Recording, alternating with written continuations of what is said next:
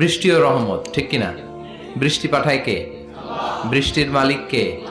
বিশ্বনবী আকাশে মেঘ দেখলে বলতেন আল্লাহুম্মা সাইয়্যিবান নাফিআন, হে আল্লাহ তুমি ভালো বৃষ্টি দাও। কেননা এই বৃষ্টি দিয়েও আল্লাহ অনেক জাতিকে ধ্বংস করেছে।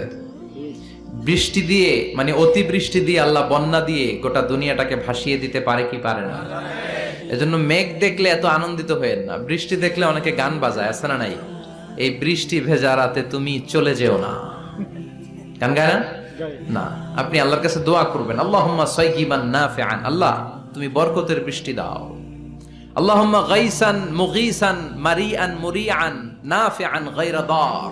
বিষ্ণুই পড়তেন আল্লাহ এই বৃষ্টিটা যেন উপকারী হয়, এই বৃষ্টি থেকে যেন ঘাস লতা পাতা কিছু পায়, এই বৃষ্টিটা যেন আমাদের জন্য বরকতময় হয়, যেন কল্যাণময় হয়, কোনো ক্ষতির কারণ যেন না হয়, তুমি কবুল করো।